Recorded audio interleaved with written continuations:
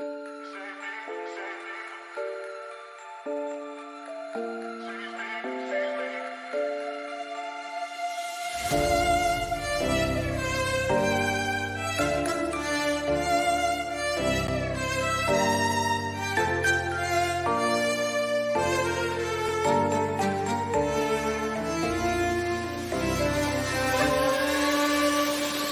one ever sees me, I'm losing every battle. No one ever sees me, I'm losing every battle. No one ever sees me, I'm losing every battle. Can somebody save me, I'm losing every battle.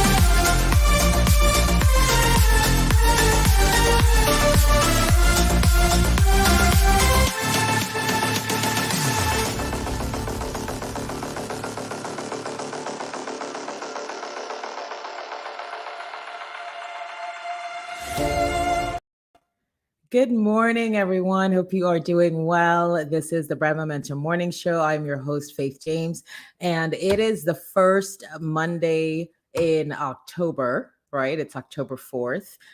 Still celebrating my mom's birthday. Shout out to you, Mom. Love you so much. And thank you to everyone who went on my Facebook page and wished her a happy birthday. So we are sending love to Mom from the Brand Momentum Morning Show.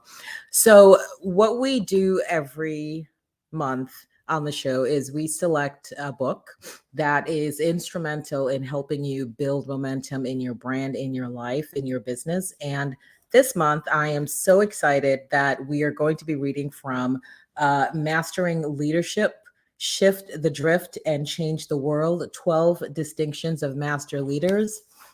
Michael Strasner is a genius beyond words. I had the great pleasure, honor, distinction of actually being trained by him in the leadership program and standing as a coach in the program alongside him. And this has just been one of the best things that I've done. So I am just so delighted. So you can take a screenshot. If you don't have a copy of this book yet, I highly, highly encourage everyone to pick it up and let's read along this month. So if you're here, come on in, say hey. So I see Facebook user. So in order for me to see your name, you should look at the top of the window that you're in. It should say something like, I'm going live using StreamYard. Click here to give StreamYard permission to use your name. So if you exit out and do that, then I'll be able to see who you are so I can address you by name. But yes, and great day to you as well.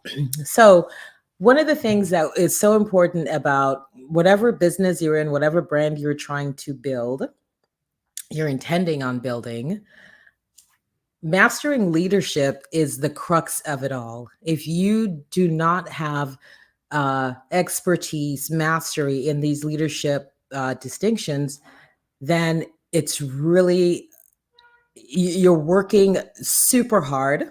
You're working super hard and probably not getting the results that you want, right? And so hear me when I say to you, this work it's not an optional thing. It's a both and. It is a both and. Hello, beautiful Lisa. I love you, my love, so much. Thank you for being here. Judith, it's you. Okay, perfect. So you're thinking about your business, you're thinking about your brand, you're thinking about systems and tech, because we call it the mechanics.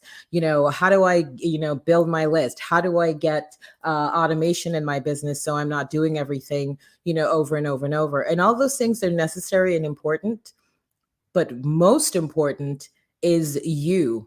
It's you. How are you showing up? How are you able to deal with life as it comes? As Lisa Kelman, one of the other trainers in the program, says, life is lifing.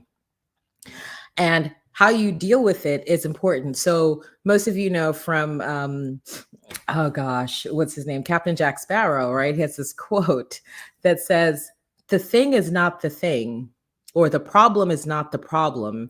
It's your response to the problem that is the problem, right? So the problem is not the problem, but it's your response, it's your attitude, it's your way of being about the problem that is the problem.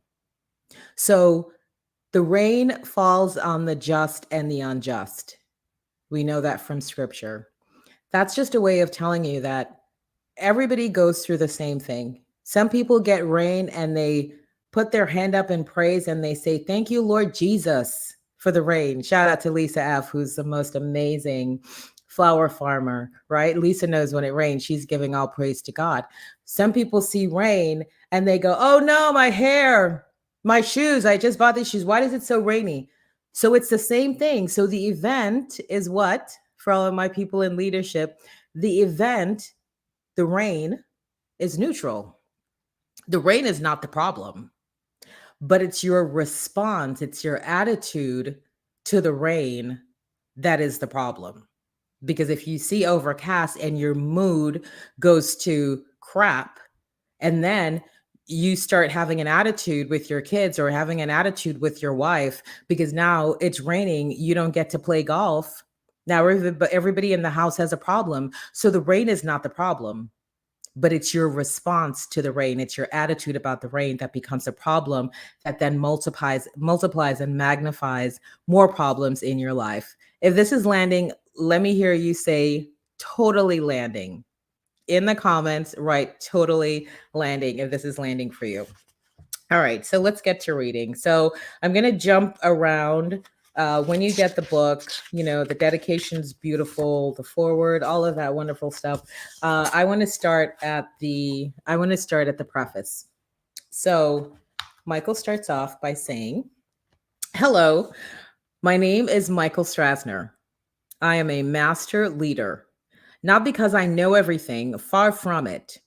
I became a master leader as the result of practicing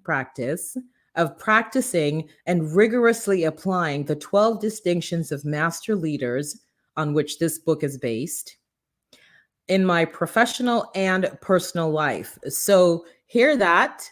It's not just about business and it's not just about your personal life. It's both and. With commitment and tenacity, you also can become a master leader. So this is not just for the chosen few. What does it mean to be a master leader? A master leader is a human being who makes a declaration to cause something and who then, through specific and distinct ways of being, takes committed, intentional action to make it happen. Master leaders cause the change they want to see in the world. Who do you think of when you think of a leader? Martin Luther King Jr., Oprah, Theo Epstein, perhaps Mandela, Jesus, Malala? Or maybe you think of Jacqueline Corin, David Hogg, Emma Gonzalez, Cameron Kasky, and Matt Dietz, who are some of the inspirational young leaders from Majority Stoneman Douglas High School in Parkland, Florida, who created the March for Our Lives movement and the Road to Change tour to register young voters. I'm certainly not comparing myself to Martin Luther King Jr. or Mandela. I'm simply making the point that all master leaders have commonalities. Mastery of leadership is not something you know or a place you eventually arrive at to rest on your laurels. Master leaders are people who practice the discipline, work at it, refine it, and live it day in and day out. Master leaders, no matter their age, education, occupation, or the size of their bank accounts, are vision driven. Somebody hashtag vision driven. Positive, exceptional human beings who live with integrity and make decisions that benefit themselves, others, and ultimately the world. Master leaders are distinctions in the cultural drift of mediocrity that we all navigate from birth to death. We live in a world that shrugs its shoulders when our kids are gunned down in school, a world that thinks it's okay that our politicians behave more as bullies in chief than leaders, a world that lives in abject fear of standing up for change, for truth, for peace, for harmony, and love. After more than 30 years as a transformational trainer, entrepreneur, and coach committed to creating leaders, I know this for sure. The world is crying. No, the world is screaming for master leaders to take a stand to change the status quo. My vision is that this book will begin to respond to that cry. What is the value of a master leader? Master leaders change the world. Imagine how master leaders wake up in the morning, how they operate in their lives. They wake with vision. There's vision again, so key. They wake with vision and operate as the cause of it, right? So the cause of it is that I am the cause, as we say in the program, I am the source. It starts with me. There's nobody else out there. The vision, God put the vision in you. Hear me on this. Everybody will get a different vision. Everybody has their own unique flavor of the vision for their life and what they want to see in the world. So you're not looking to say, oh, well, does this match to this person? No. But when he puts this vision in your heart, it's you. You get to create and cause that vision to be made manifest. Very important. Imagine how master leaders wake up in the morning, how they operate in their lives. They wake with vision and operate as the cause of it. So whatever vision you have, you get to cause it to come to life. Standing as the source of transformation for themselves and the world. The world needs more master leaders. Your business needs them. Your family needs them. Your kids' school need them. You can become a master leader. How do I know? Because I've facilitated and fostered leadership in thousands of human beings. Because I'm an expert in personal and organizational transformation. I am a master at coaching and understanding the psychology of leadership and human behavior. Because I've designed and facilitated thousands of transformational workshops in the United States, South America, Europe for more than 30 years. For all that, you've likely never heard of me. I see myself as an ordinary person. I'm a husband in love with his wife. I'm an involved and active dad to 5 kids. I am passionate about golf and the Red Sox. I don't have a publicist and a huge brand. I am not interested in becoming a trending topic on Twitter. My passions are my family and facilitating leadership in others. So what did I just say?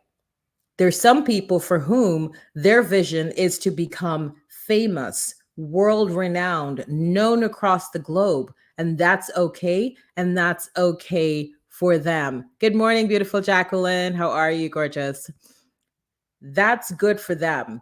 We place no judgment on anybody's vision.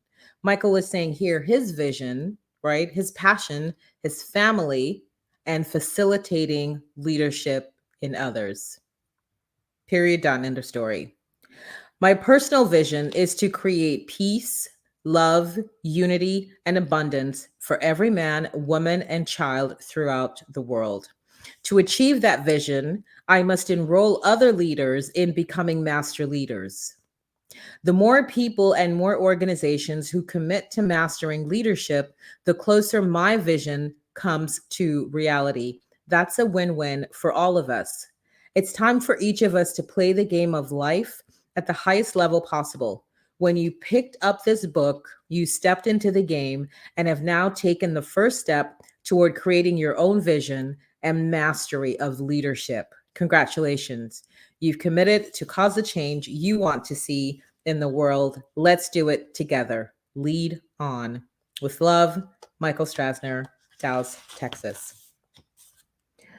So my question for everyone is, what is your vision? What is your vision for your life? And if you don't have that vision yet articulated, let this month, let this show be the catalyst that causes you to become aware of that fact and get to the business of getting your vision clear. You know, in scripture, Habakkuk 2:2 says, write the vision, make it plain.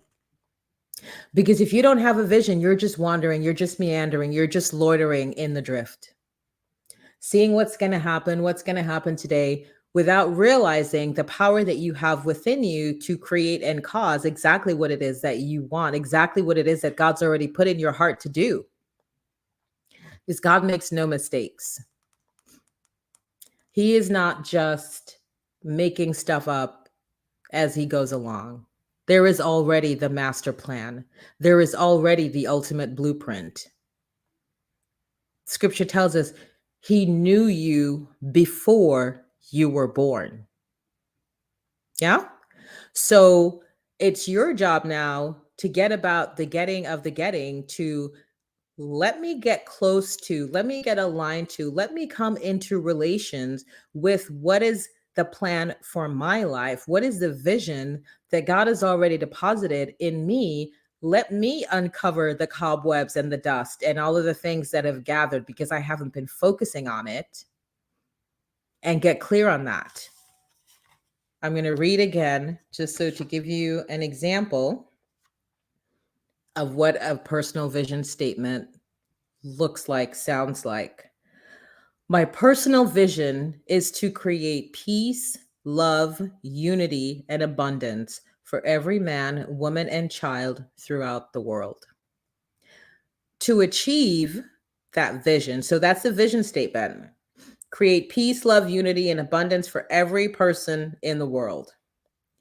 To achieve that vision, this is now the mission. What is the mission that you're going on to ensure that this vision becomes reality? So to achieve that vision, I'm inserting here now, my mission is to enroll other leaders in becoming master leaders, right? Very simple. Because he says the more people and organizations who commit to mastering leadership, the closer my vision comes to reality. And that's a win-win for everyone. What is your vision? Let's see, Jacqueline. To teach others to be the best versions of you in areas of image, wellness, and finances now. And I like that you added the now, Jackie. As we say in the leadership program, life is now. It's not tomorrow. It's not next year. I'm going to wait till January before I get my fitness together. I'm going to do another, resolution. I'll get it done then. No, life is now. So to be the best version of you in your image, in your wellness, and your finances. Love it. Get vision focused, because until you know what it is that you're doing, every day is just a guessing game for you.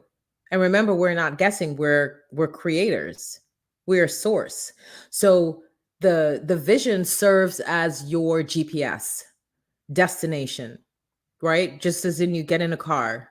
You can't just say, take me somewhere. I don't know. Just drive until I feel something move. It doesn't work that way. Your GPS requires, necessitates, demands a destination in order for it to begin work. It's the same with life. So your address that you're putting in your destination, that's the vision. I'm looking to create a world of peace and love where women feel empowered to stand powerfully in their voice. Let's just say that was a vision statement.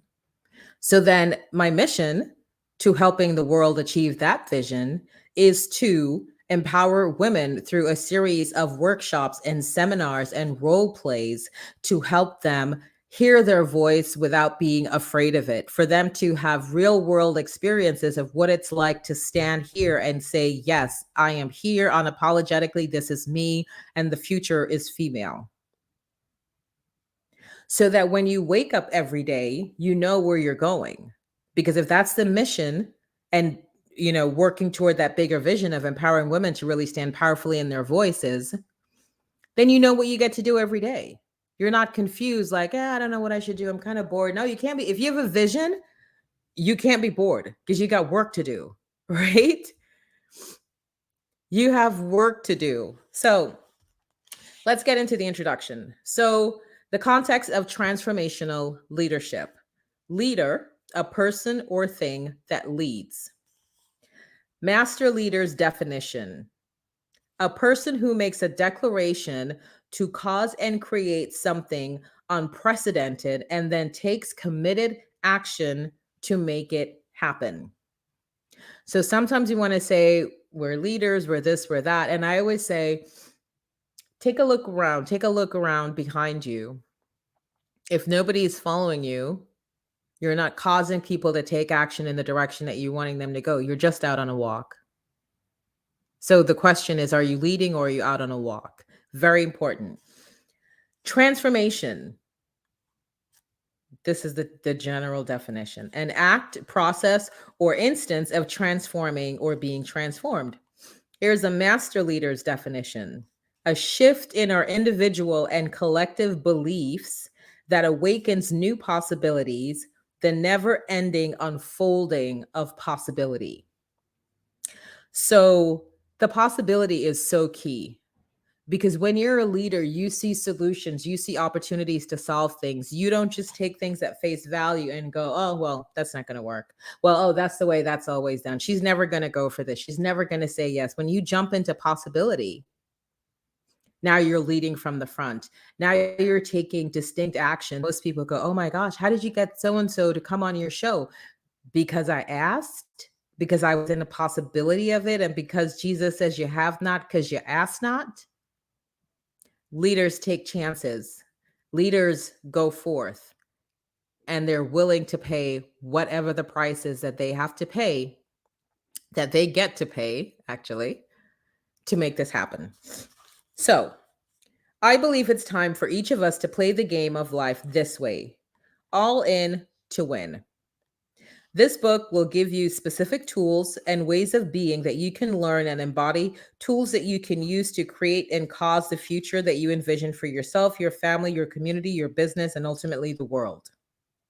I believe that you, yes, you, can master leadership, shift the drift, and change the world. Do you believe that?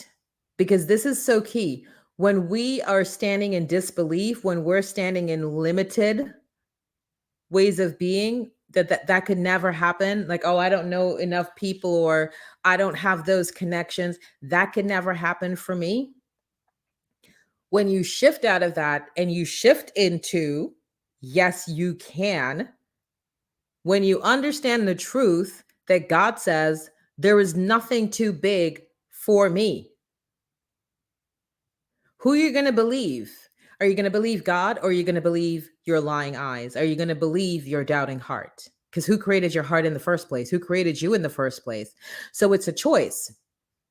You can choose to lean into possibility, potential, God's word, or you can choose to lean into limited, small-minded thinking, your own ways, your own thoughts. Oh, which, by the way, God already told you, your ways are not my ways and your thoughts are not my thoughts. So why would you rely on only your thought when God himself already told you they're not the same? So if you're looking to climb, you're looking to grow, you're looking to face the impossible, who are you going to trust? Who are you going to call? You, limited, small-minded thinking? Or are you going to trust God where he says, be still and know that I am God? There is nothing too big for a God. We just have to trust and believe.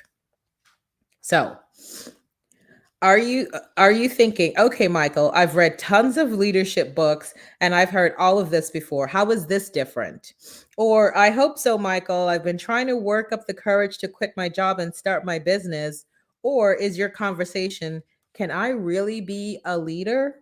Will people listen to what I have to say? Or maybe I'll leave the responsibility of leadership to others. That's not my problem.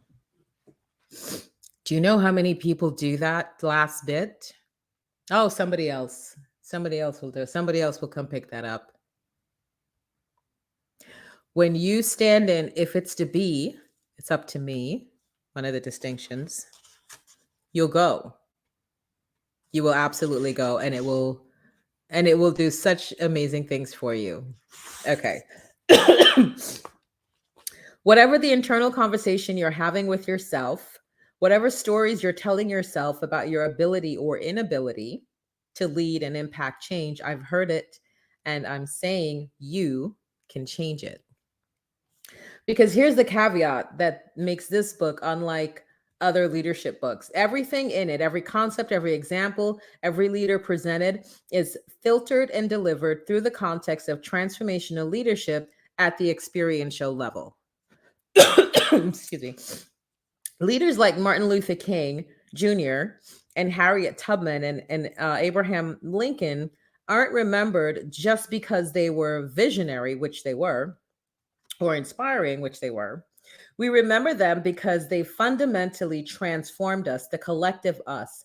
They lived their visions and experienced what they were creating in the moment. And by doing so, asked us to turn our gazes to alternative perspectives, enrolled us in their visions for change, and awakened us to possibilities that didn't exist even until they showed them to us.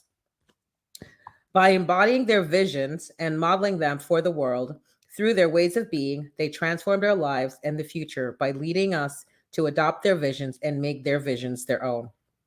Transformational leaders cause a shift in our individual and collective beliefs that awakens us to new possibilities. They show us a transformed world through a vision that is truly a win-win for everyone.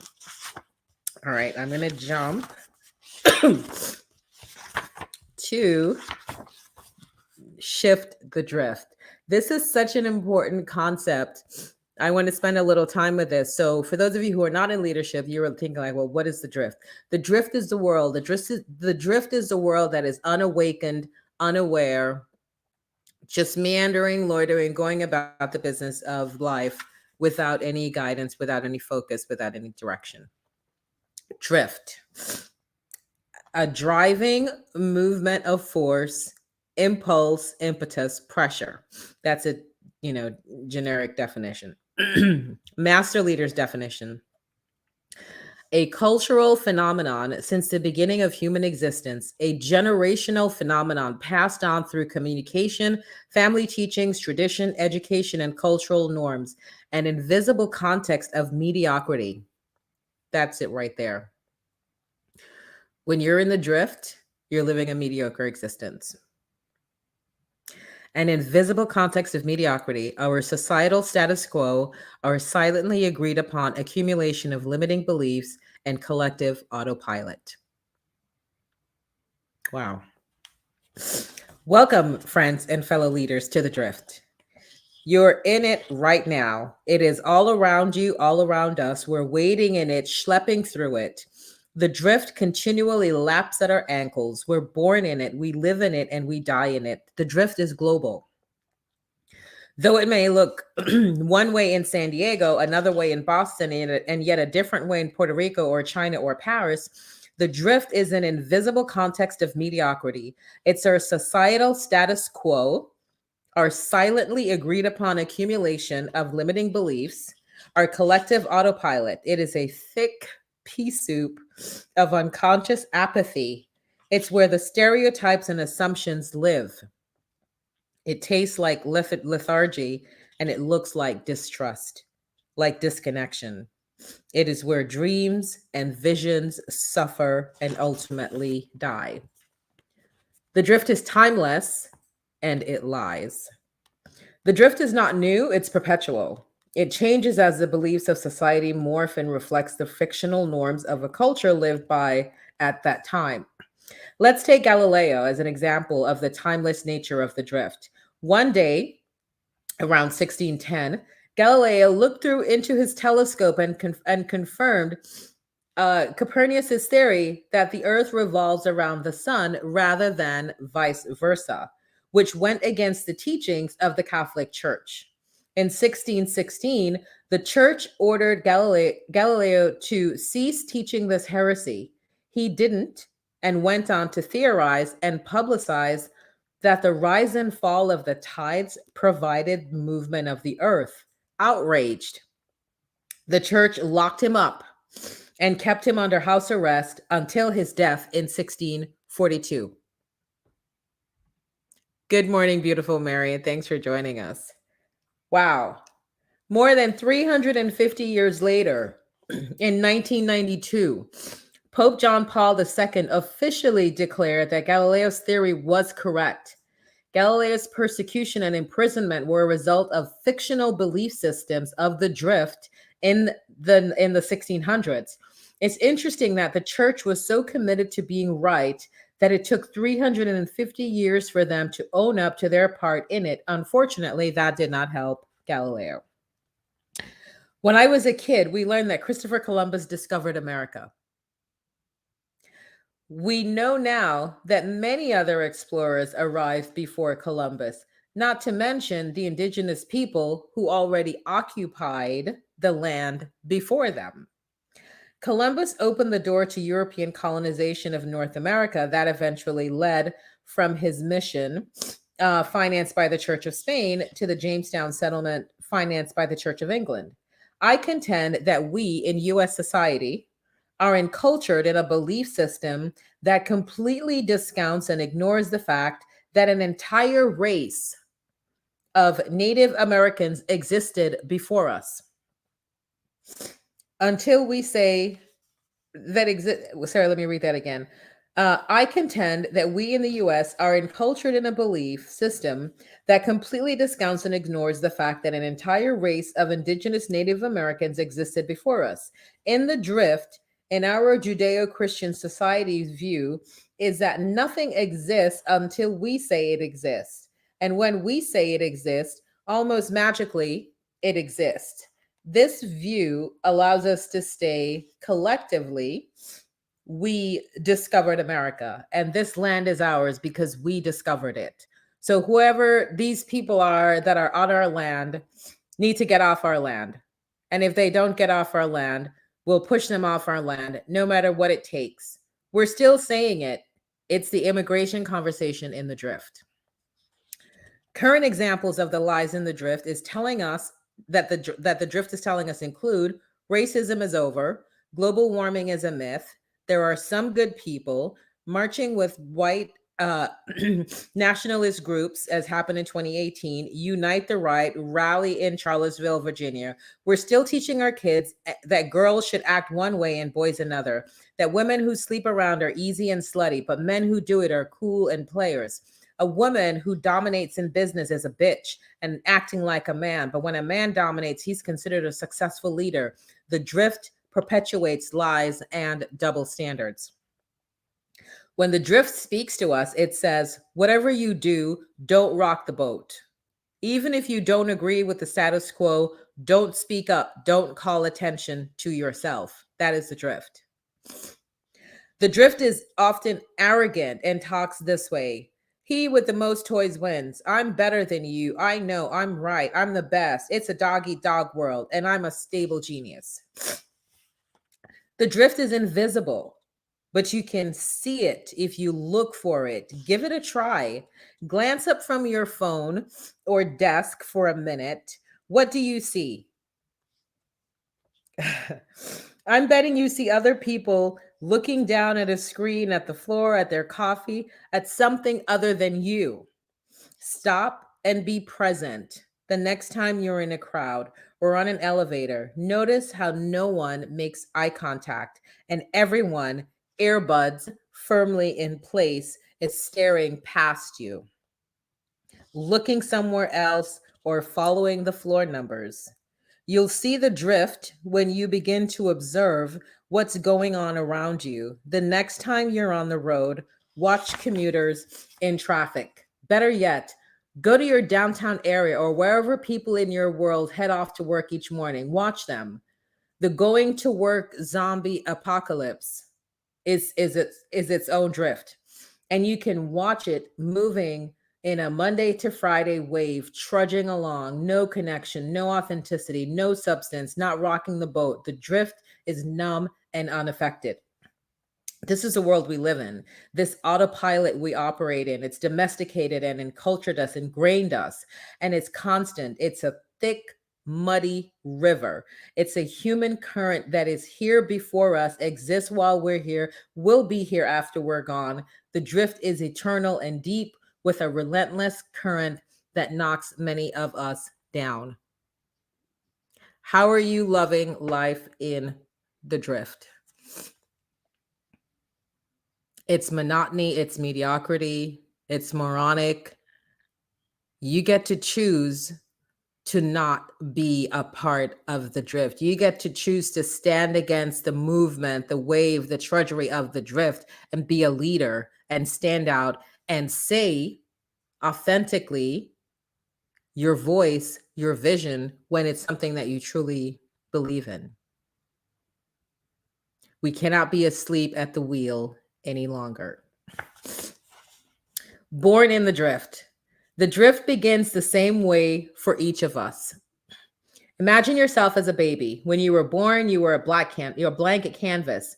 And for the first few years of your life, you were completely free to be yourself. You laughed, you cried, you trusted everybody, you loved unconditionally. You didn't care how you looked. You had no thoughts about doing it right or getting it wrong. You weren't cautious. You were fully expressed, authentic little individual. Seriously, think about that. Think about that. We can learn so much from the drift. We can learn so much from when we were a baby. And just hear this. We trusted, we loved everyone, we laughed, we cooed, we pooped our pants, we didn't care, we were smiling, like we were just fully expressed as young babies. Seriously, think about it. Who needs coffee to wake up in the morning? 3-year-old you or adult you? Who cares about the size of their penis or their breasts? 3-year-old you or adult you? Honestly, the 15-year-old you, who cares about whether they have a Buddha belly? 3-year-old you or adult you? My point is that a 3-year-old is authentic. Wow. A 3-year-old doesn't live in the past. A 3-year-old lives in the present. A 3-year-old is creating and causing a life worth living moment to moment to moment. What is a 3-year-old into? Whatever they're into, they're all in. They open the box, their new toy came in, they climb into the box, they're literally in the box. Sometimes they don't even care about the toy. They're immersed and engulfed in the experience, in the moment of doing whatever they're doing. They're in joy and bliss. Look at a 3-year-old who's happy and free all day and then sleeps like a baby. Do you even remember the last time you slept like a baby? Excuse me. Not including the times you drank too much. Our 3-year-old selves, while born in the drift, splash happily in it because they're unaffected by it. They aren't yet domesticated into their limiting belief systems. Sadly, those drift-based belief systems eventually will shut down the unconditional, full expression of their authentic selves. Domesticated in the drift, and then we're going to do some work. Your domestication in the drift began in childhood. Your adults invited 3-year-old you to climb out of the literal box you were busy playing in and began to help you build an invisible box, one you would be stuck in for life, around your fully expressed, authentic little self. That invisible box is now your comfort zone. You built it piece by piece, experience by experience, along with your mom and dad, your grandparents, your older sibling, your teachers, your church, your friends, society, and advertising. They meant well, of course. They were teaching you the belief system of your culture and locale. And among those many lessons is the universal message of the drift. Keep it down, put a lid on it, look good, fit in, follow the rules because I said so. Stop. Little boys aren't supposed to do that. Little ladies are supposed to behave this way. Right, wrong, good, bad. Be careful. No, you don't listen. Don't do that. What would people say? You can't. It's not possible. Why can't you be more like your sister? Turn it down. Shh. These well meaning lessons exist under the guise of teaching you how to be the best human being you can be, or to stop you from repeating someone else's mistake, or to protect you from being hurt, or maybe even through its through its counterintuitive to teach you how to be happy. That's what the intention is. That's what we think we're doing. But when we are teaching our young children to be muted, to don't be too much, don't say too much, that doesn't look good, that's not going to work, the people are going to talk about you in the streets, don't do that. We're literally building these invisible boxes that become the comfort zone that then we carry with us into adulthood. So that then we care more about what people in the streets think about us than we care about what God Almighty said we should do and how we should be. We care more about that. We give more credence, more reverence to that. That doesn't look good on you. Why would you do that? They're going to mock you. This is how we live in our little boxes and we try to maneuver, and we're far from being our authentic selves, because when God created you and he said, yes, you're going to be straight fire. You're going to be like outlandish and here, and Broadway's got your name all over it. But they're telling you, you're too loud. You're too much. You talk too much. And then we recess. And now we're in our little box. So that when I come along and say, all right, we're going to do a Facebook Live right now, you're going to, and you're like, it's blasphemous, because that's not your way of being. That's not how you were schooled and taught in the drift. So comfortable in the drift. As we grow through childhood and adolescence, this control, feedback, and constant instruction direction creates our own comfort zones. The illustration of a comfort zone is that it is somehow warm and fuzzy, that's a safe place to be. This illusion is absolutely not true. Our comfort zone is a collection of self-limiting interpretations and beliefs that holds us back from creating our visions, dreams, and a life worth living. In the truest sense, our comfort zones protect and isolate us from authenticity and happiness rather than creating it. We formulate our comfort zones through the following processes. An event occurs. We experience feeling and emotion.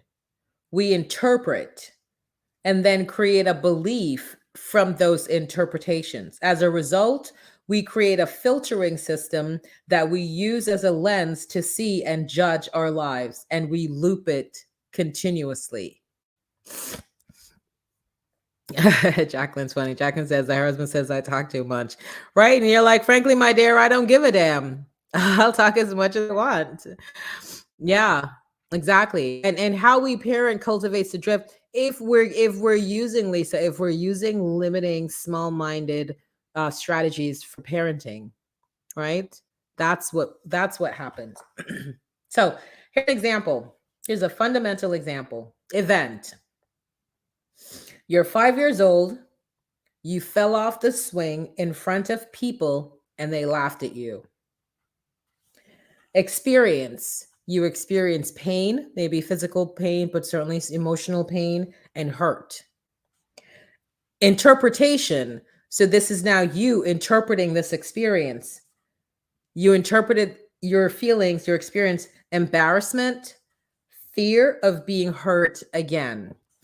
Belief. Now you're creating this belief. You don't like heights. Be cautious. Be timid. Right? So from you at 5 falling off a swing, people saw, they laughed at you, they pointed fingers at you, ha ha ha. You experienced, feel your feelings, you experienced pain and hurt. But then you interpreted that to, I'm embarrassed. And I have now a fear of being hurt again. So you create this belief system. I don't like heights. You don't like heights. Why? How come? Because when you were a 5-year-old, you fell off the swing and the people laughed at you. And now you've created this thing like, I don't like heights. Here's another one. Event. You raised your hand in school to answer a question, and your friends started giving you dirty looks as if they're saying, what are you doing raising your hand? You're a loser. Only losers raise their hands. And you put your hand down. Experience, again, embarrassment, shame, insecurity. Interpretation, shame, singled out, fear of not being cool or looking good. Belief, right? Don't speak up. Don't call attention to yourself. You're not good enough. You're not worthy. When you were 5 years old and you raised your hand in school, and the people in the back who, oh, by the way, the reason that they don't want you to put your hand in because they didn't know the answer anyway, right? So think about it. You're raising your hand because you know the answer. So your 5 years old self raising your hand because you know the answer. The teacher asked to raise the answer. The cool kids that you've deemed cool mock you, make fun of you, call you a loser. Only losers raise their hand because, their way of being cool means be disrespectful to the teacher, don't participate, make trouble in the back. And so you experience shame and embarrassment. Now you've told yourself, don't speak up. It's unsafe. It's unsafe and you're not good enough and you're not worthy, and don't bring attention to yourself. How many times are we seeing that play out? One more. You're 10 years old. Your father hits you because you didn't do your homework. What was the experience? Pain, sadness, anger, fear. So then the interpretation, you're mad at your dad, or you don't like your dad, or you believe your dad is mean. Then the belief, your dad doesn't love you. You can't trust your dad. You should walk on eggshells. You are wrong and dumb. So this is what happens when we create these belief systems based on an event, and it follows us throughout our entire adulthood.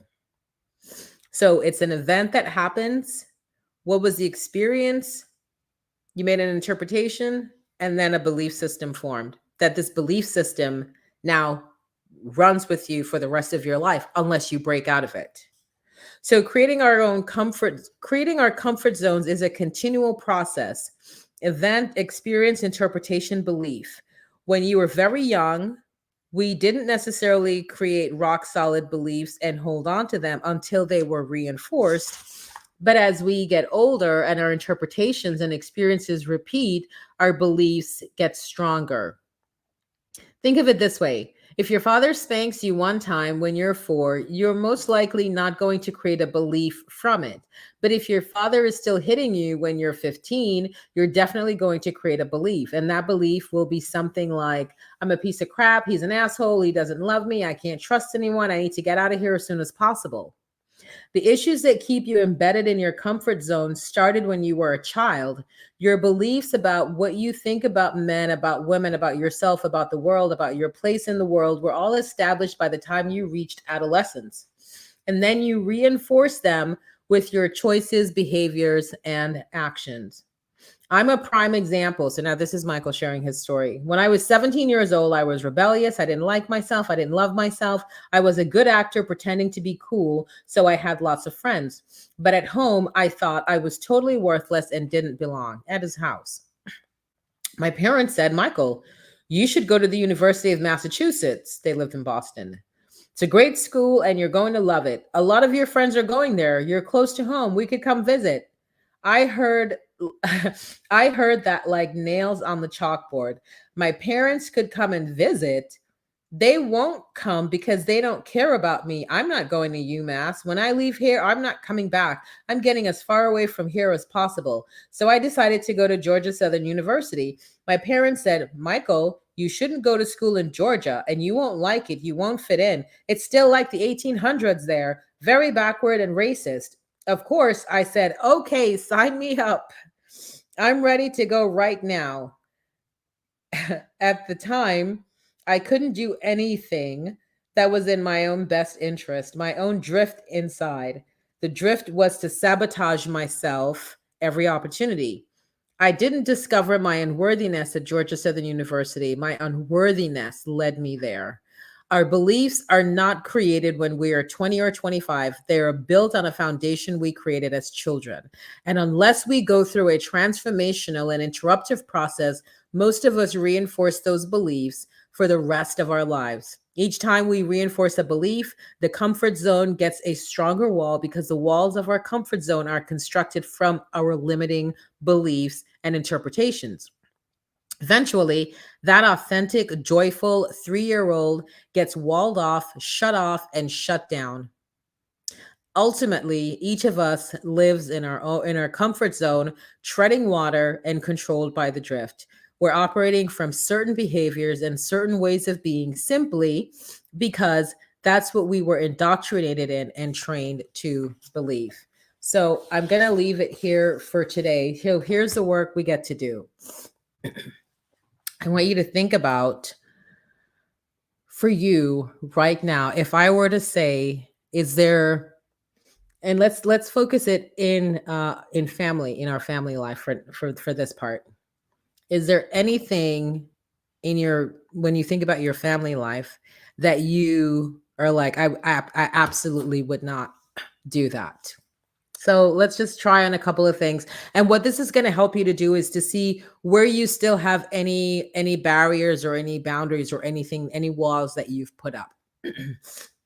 So if I were to say to you, okay, Momentum Crew, I would like you to get on a Facebook Live and I want you to sing a love song. I don't care if you know the tune, and I want you to sing a love song to your husband live or your boyfriend. This is your significant other.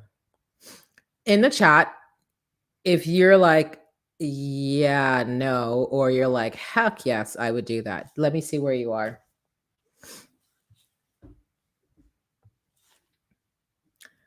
Get on Facebook Live and sing a love song to your spouse or significant other. What's your initial reaction to that? Is that like a heck yes?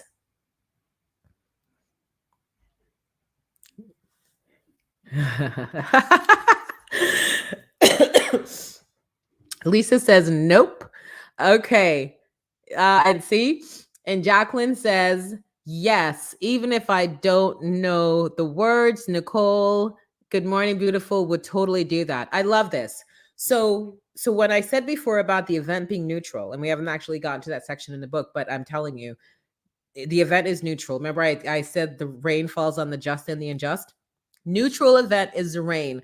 Neutral event is sing a song on Facebook Live to your significant other. Lisa's like, nope. And Jacqueline's like, yes, even if I don't know the damn words, I'm doing it.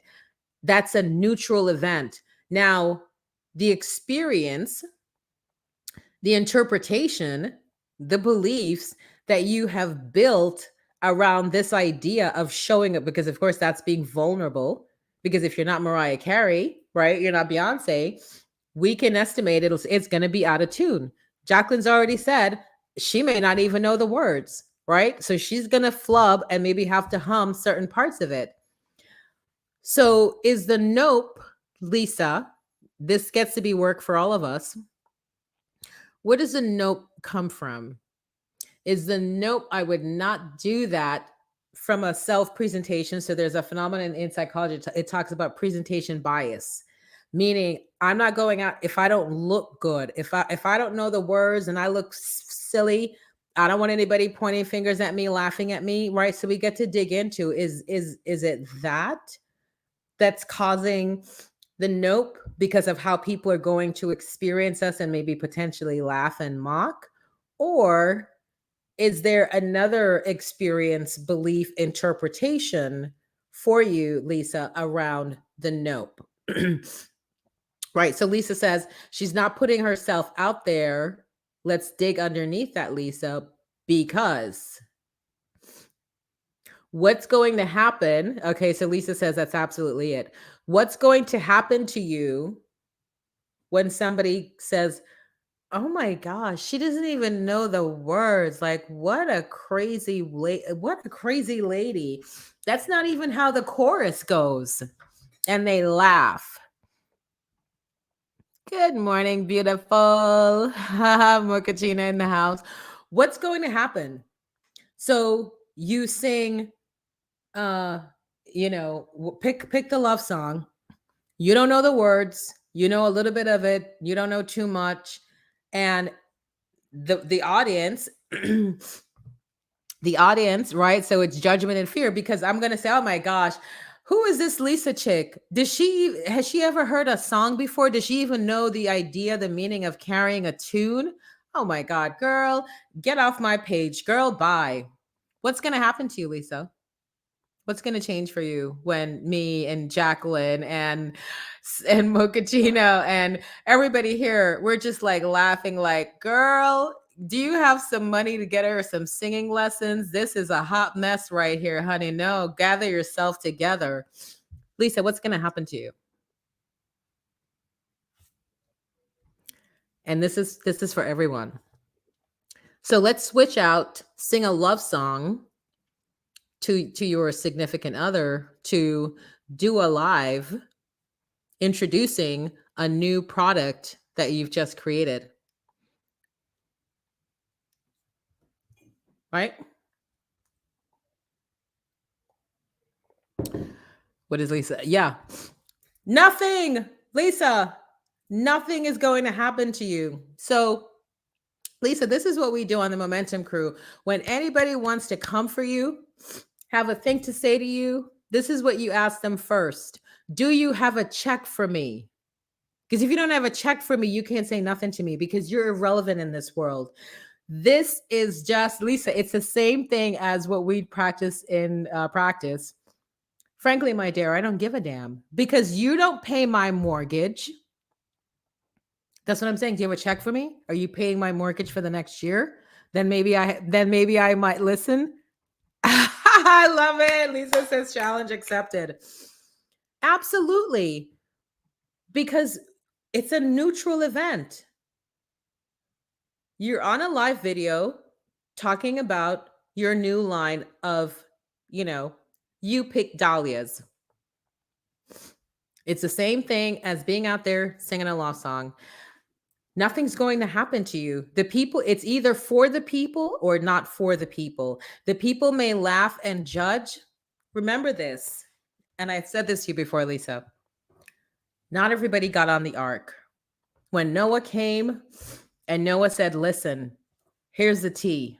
This is what's going down. The world is coming to an end. I've got the specs. I'm building this boat, this ark. What did most of the people do? Majority of the people, they laughed, they cracked open their wine, their whiskey, their whatever. They made merriment. They're like, look at this crazy old fool. Oh my gosh, who's got a nursing home for him because he's lost his last mind. What did Noah do? Did Noah go, oh my God, you sent me to make a mockery of myself. The people are mimicking me. They're calling me names. They're calling me demented. I can't put myself out there. Like I'm this big, massive Arc, you couldn't have given me something a little smaller. It's so big, it's taking up the whole downtown square, and they're laughing at me every single day. I'm there hammering. No, it just kept on doing what the Lord said to do. That's who you care about. That's whose word matters to you. The people in the streets, nothing. So think to yourself, this is your work because we're at the top of the hour. I'm going to wrap us. Think to yourself, is there something that I dare not do? So run through in your mind, what are some things? It's like, oh my God, I would never do that. Okay. Because what was the event in your life when you were 5, 6, 7, 8, 10 that you had an experience around that you then interpreted that no, this is not good. So I'll tell you one for me. Like, oh no, honey, I can't wear a two-piece until my midriff is like tucked in and all of the visceral fat is gone. Because that's not right. That's not proper. You're gonna look crazy in the streets. The people are gonna mock you. But hello, when I look her, I'm like, wait a minute now. This chick is like 5 times bigger than me. And look at her just rocking her two-piece, giving no concerns, zero F's given to the people on the beach. Because for me, I made up a story in that it wasn't safe. That people, when people mock you, you're going to be like, oh, I'm not worthy, I'm not good enough. And so we all have our limitations that we've placed on ourselves when we've come to an experience that we've made up an interpretation about that's created a new belief system. Oh, people who are not size 2 and to 6 don't get to wear a two-piece bathing suits. That's a belief system that I made it for myself. That's like kept me from doing it all these years. Right? Until finally I'm like, you know what? Frankly, my dear, I don't give a damn. Because what? Do you have a check for me? Do you have a mortgage check for me? Do you have a financial impact check for me? What do you got? Nothing. Goodbye. Goodbye. Yes, it's not how we look, it's how we feel. Absolutely.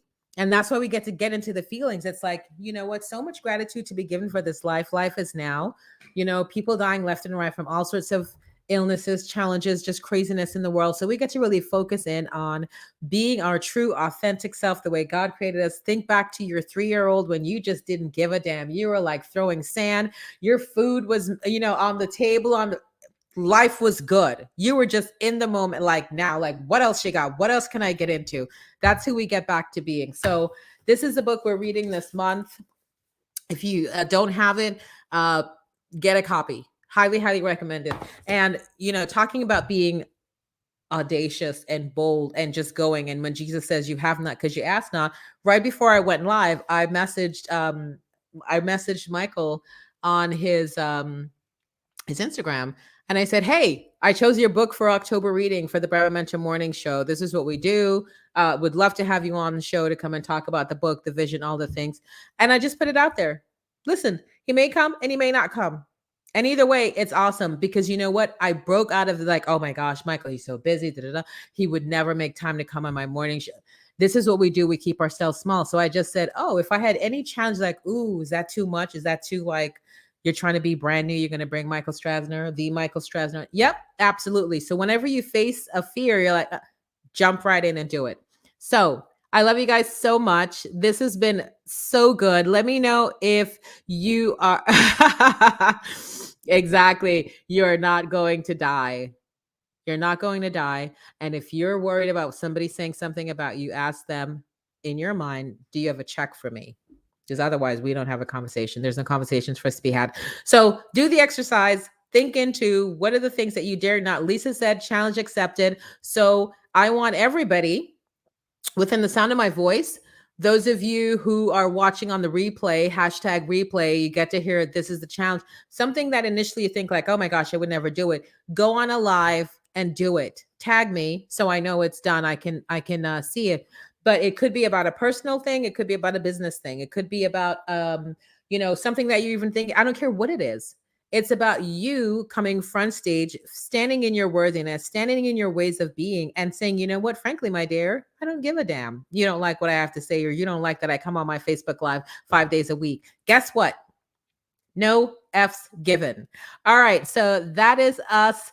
Let me know in the comments, what from what we read landed for you? What was your key takeaway? What stood out for you as your way of being? If you have any questions about anything related to building your brand, you know I'm your girl, the branding ninja. I am here. Everybody, go be awesome. Love you guys.